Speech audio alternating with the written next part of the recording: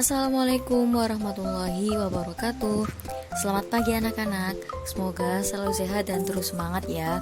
Sebelum memulai pelajaran hari ini, marilah kita membaca doa terlebih dahulu dengan membaca basmalah dan surat Al-Fatihah.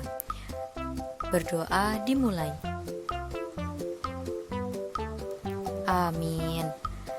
Selanjutnya, hari ini kita akan membahas tema 2, subtema 2, mata pelajaran PPKN dengan tema aturan saat bermain di rumah teman.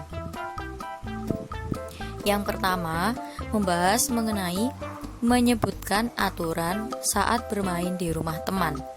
Sikap mematuhi aturan hendaknya dilakukan saat bermain di rumah teman. Permainan akan berlangsung tertib jika kamu mengikuti peraturan. Contoh aturan ketika bermain di rumah teman.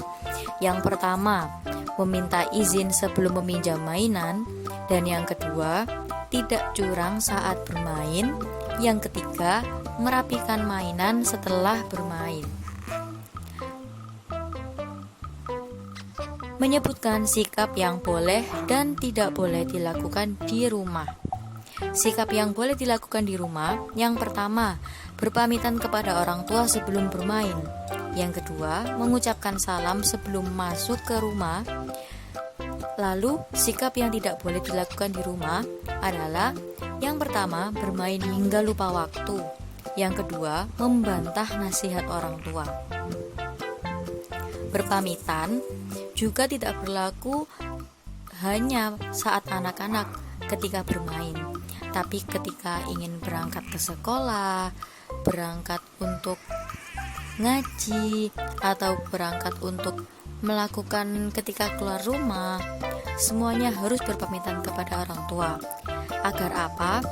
Agar orang tua tidak khawatir bahwa anaknya ini keluar kemana. Lalu mengucapkan salam sebelum masuk ke rumah, itu juga harus dilakukan. Begitupun ketika keluar rumah, anak-anak juga sebisa mungkin mengucapkan salam juga. Berikut aturan saat berkunjung di rumah teman. Yang pertama, mengetuk pintu. Yang kedua, mengucapkan salam. Yang ketiga, menyapa dengan ramah. Yang keempat, duduk dengan sopan setelah dipersilahkan.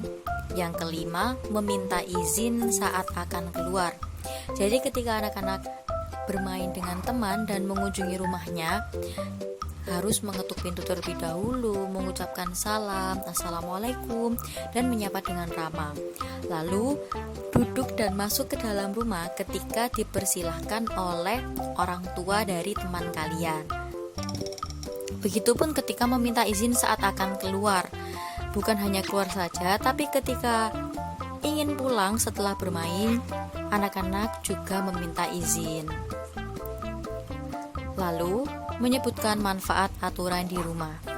Aturan di rumah harus dipatuhi setiap anggota keluarga, baik ayah, ibu, kakak, maupun adik.